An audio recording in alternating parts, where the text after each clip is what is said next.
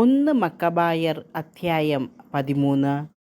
ഷിമെയോൻ നേതാവ് യൂദാദേശം ആക്രമിച്ച് നശിപ്പിക്കുന്നതിന് ടിഫ്രോ വലിയൊരു സൈന്യം ശേഖരിച്ചിട്ടുണ്ടെന്ന് ഷിമെയോൻ അറിഞ്ഞു. ജനങ്ങൾ ഭയചകിതരും പരിഭ്രാന്തരുമാണെന്ന് അവൻ കണ്ടു. അതിനാൽ ജെറുസലേമിൽ ചെന്ന് ജനത്തെ വിളിച്ചുകൂട്ടി അവർക്ക് ആത്മധൈര്യം പകർന്നുകൊണ്ട് അവൻ പറഞ്ഞു, നിയമങ്ങൾക്കും വിശുദ്ധ സ്ഥലത്തിനും വേണ്ടി ഞാനും എൻ്റെ സഹോദരന്മാരും പിതൃഭവനവും എത്ര മഹത്തായ കാര്യങ്ങളാണ് ചെയ്തിട്ടുള്ളതെന്ന് നിങ്ങൾക്കറിയാമല്ലോ. ഞങ്ങൾ നടത്തിയ യുദ്ധങ്ങളും അനുഭവിച്ച ദുരിതങ്ങളും നിങ്ങൾക്കറിയാം. ഇങ്ങനെ ഇസ്രായേലിനു വേണ്ടി എൻ്റെ സഹോദരന്മാരെല്ലാവരും ജീവൻ ഹോമിക്കുകയും ചെയ്തിരിക്കുന്നു. ഞാൻ മാത്രം അവശേഷിക്കുന്നു. ഒരു വിപദ്ഘട്ടത്തിലും ജീവരക്ഷാർത്ഥം ഞാൻ മാറി നിൽക്കുകയില്ല. എൻ്റെ സഹോദരന്മാരെക്കാൾ മേന്മ എനിക്കില്ലല്ലോ. എൻ്റെ ജനത്തിനും വിശുദ്ധ സ്ഥലത്തിനും നിങ്ങളുടെ ഭാര്യമാർക്കും മക്കൾക്കും വേണ്ടി ഞാൻ പ്രതികാരം ചെയ്യും. ജനതകളെയെല്ലാം നമ്മെ നശിപ്പിക്കുന്നതിന് വിദ്വേഷത്തോടെ ഒരുമിച്ച് കൂട്ടിയിരിക്കുകയാണ്. ഈ വാക്കുകൾ കേട്ടപ്പോൾ ജനങ്ങൾ ആവേശഭരിതരായി. അവർ അത്യുച്ചത്തിൽ വിളിച്ചു പറഞ്ഞു, യൂദാസിൻ്റെയും നിന്റെ സഹോദരനായ ജൊനാഥൻ്റെയും സ്ഥാനത്ത് ഇനി നീ തന്നെ ഞങ്ങളുടെ നേതാവ്. ഞങ്ങൾക്ക് വേണ്ടി യുദ്ധം ചെയ്താലും നീ പറയുന്നതെന്തും ഞങ്ങൾ ചെയ്യും. യോദ്ധാക്കളെ എല്ലാവരെയും അവൻ വിളിച്ചു കൂട്ടുകയും ജെറുസലേം മതിലിൻ്റെ പണി തിടുക്കത്തിൽ പൂർത്തിയാക്കുകയും അതിനെ എല്ലാ വശങ്ങളിലും സുരക്ഷിതമാക്കുകയും ചെയ്തു. വലിയൊരു സൈന്യവുമായി അബ്സലോമിൻ്റെ മകൻ ജൊനാഥനെ അവൻ ജോപ്പായിലേക്ക് അയച്ചു.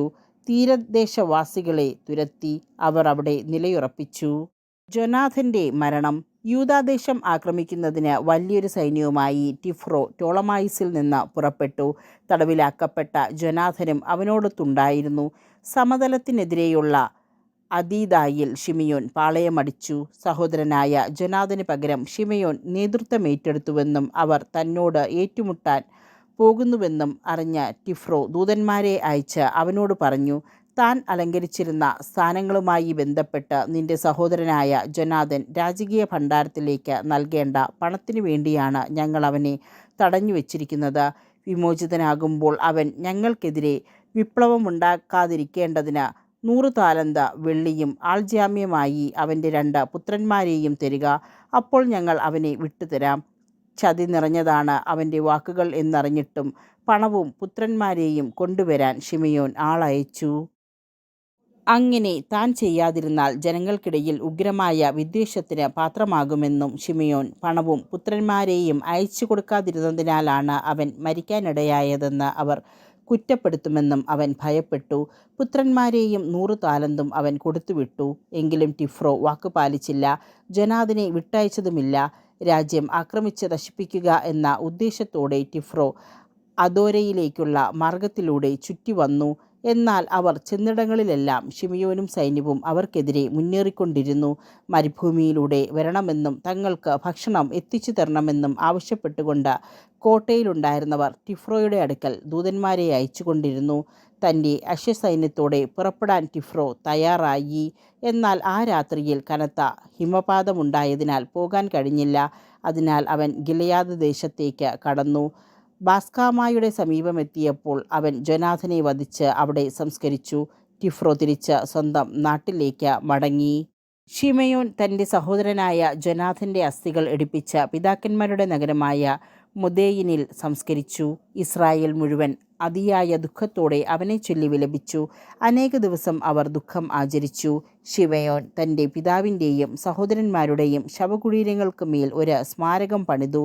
എല്ലാവർക്കും കാണത്തക്ക വിധം മിനുക്കിയ കല്ലുകൾ കൊണ്ട് അതിൻ്റെ പിൻഭാഗങ്ങൾ ഉയർത്തിപ്പണിതു.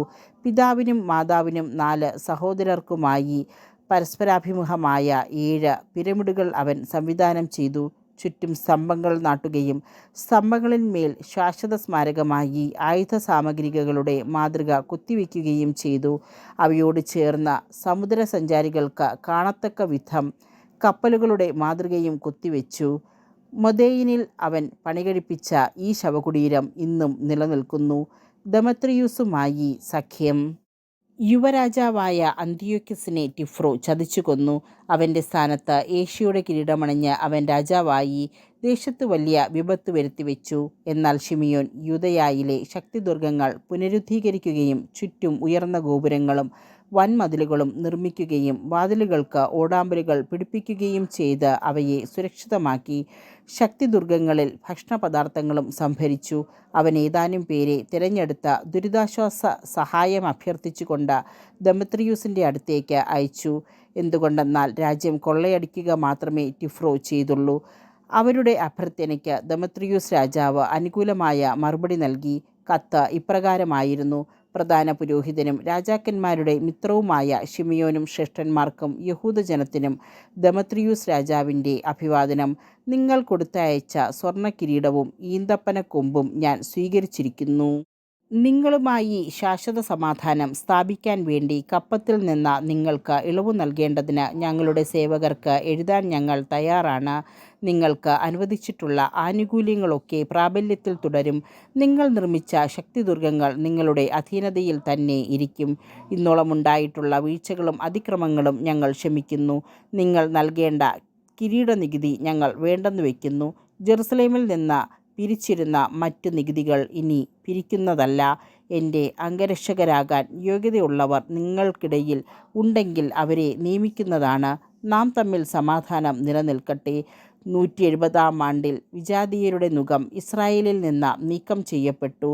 സമുന്നതനായ പ്രധാന പുരോഹിതനും യഹൂദരുടെ സേനാധിപനും നേതാവുമായ ശിമിയോൻ്റെ 1-ാം ഭരണവർഷം എന്ന് അന്നുമുതൽ തങ്ങളുടെ പ്രമാണങ്ങളിലും കരാറുകളിലും അവർ എഴുതാൻ തുടങ്ങി. ഇസ്രായേലിന് സ്വാതന്ത്ര്യം. ശിമെയോൻ ഗസ്രായ്ക്കെതിരെ പാളയമടിച്ച് അതിനെ വളഞ്ഞു. യന്ത്രമുട്ടിയുണ്ടാക്കി നഗരത്തിൻ്റെ മതിലുകൾ ഇടിച്ചു പൊളിച്ച് ഒരു ഗോപുരം കൈവശപ്പെടുത്തി. യന്ത്രമുട്ടിയോടൊപ്പമുണ്ടായിരുന്നവർ നഗരത്തിൽ കടന്നു. അവിടെ വലിയ സംഭ്രാന്തി ഉളവായി. നഗരവാസികൾ ഭാര്യമാരോടും കുട്ടികളോടുമൊപ്പം മതിലിന്മേൽ കയറി വസ്ത്രങ്ങൾ കീറി അത്യുച്ചത്തിൽ നിലവിളിച്ച് ശിമിയോനോട് സമാധാനത്തിന് അപേക്ഷിച്ചു. ഞങ്ങളുടെ അകൃത്യങ്ങൾക്കനുസൃതമായല്ല, അങ്ങയുടെ കാരുണ്യത്തിനൊത്തവിധം ഞങ്ങളോട് പെരുമാറണമേ എന്ന് അഭ്യർത്ഥിച്ചു. ശിമിയോൻ അവരുമായി ഒരു കരാറുണ്ടാക്കുകയും യുദ്ധം അവസാനിപ്പിക്കുകയും ചെയ്തു. എന്നാൽ നഗരത്തിൽ നിന്ന് അവനവരെ പുറത്താക്കുകയും വിഗ്രഹങ്ങൾ പ്രതിഷ്ഠിച്ചിരുന്ന ഭവനങ്ങൾ ശുദ്ധീകരിക്കുകയും സ്തുതിഗീതങ്ങൾ ആലപിച്ചുകൊണ്ട് അതിൽ പ്രവേശിക്കുകയും ചെയ്തു. അവൻ അതിലെ അശുദ്ധികളൊക്കെ നീക്കി നിയമം പാലിക്കുന്നവരെ അവിടെ വസിപ്പിച്ചു. അതിൻ്റെ കോട്ടകൾ ബലപ്പെടുത്തുകയും തനിക്കായി അവിടെ ഒരു ഭവനം പണിയുകയും ചെയ്തു. ജെറുസലേമിലെ കോട്ടയിലുള്ളവർ ക്രയവിക്രയത്തിന് പുറത്തു പോകുന്നതോ അകത്ത് കടക്കുന്നതോ നിരോധിച്ചിരുന്നു. തന്മൂലം അവർ വിശന്നു വലഞ്ഞു. അനേകർ പട്ടിണി മൂലം മരണമടഞ്ഞു. സമാധാനത്തിനായി ശിമിയോനോട് അവർ കേണപേക്ഷിച്ചു. അവൻ അപ്രകാരം ചെയ്തു.